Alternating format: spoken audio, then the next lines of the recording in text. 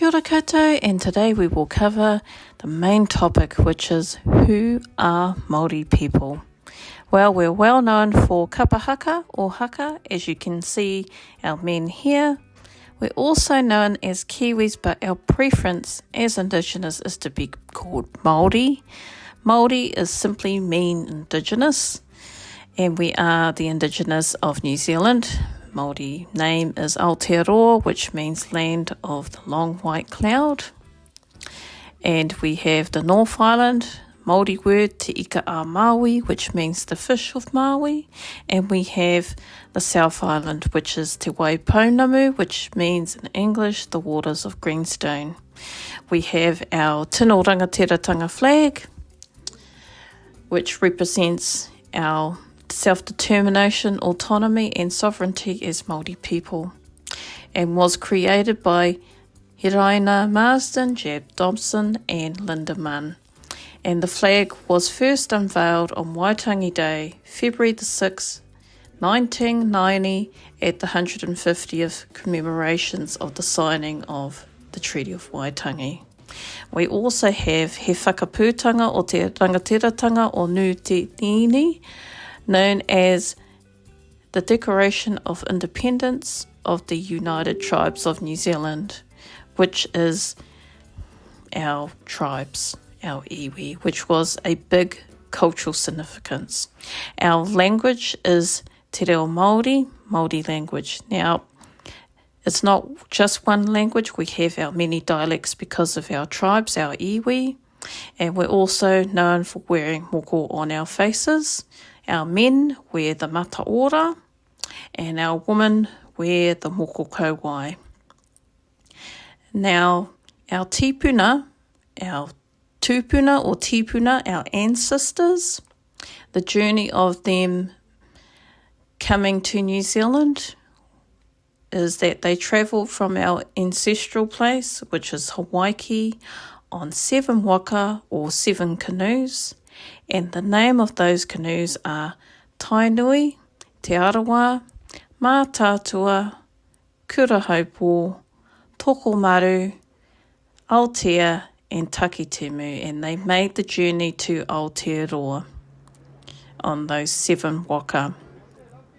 Now, some researchers are still determining that Hawaii was either Hawaii over in the Pacific Islands, or we actually travelled from Taiwan.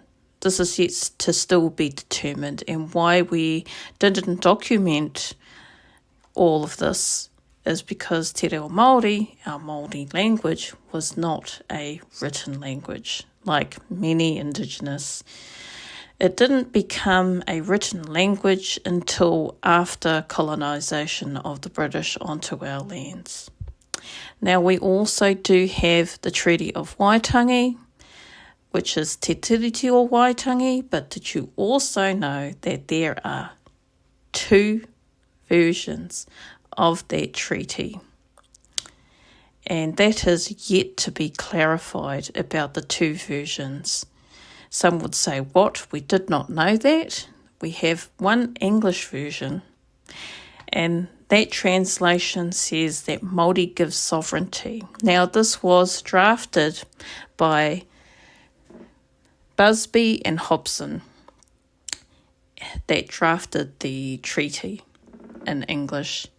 And the translation from English to Māori was done by English missionaries, so that there were 2 documents, one in Māori, so Māori would understand what they're signing. Some of our chiefs did sign the document, and some of our chiefs didn't. Now, you would say, now that sounds, like you're signing over everything. But our Māori version, our Māori translation, says that we give governance to the British, and we were signing as part under pretense that this was a partnership. Now, that doesn't sound right either, but even in today's society, it's been over 180 years where we still have treaty settlements and that's why we still do protests in today's society. Like, for example, Toi tu te tiriti, honour the treaty, and we mean honour the treaty by the Māori version. Some say this should have been sorted ages ago, but unfortunately this is still being sorted. A lot of talks, although there have been some settlements in court with the Waitangi Tribunal, not all of the treaty settlements have been sorted yet.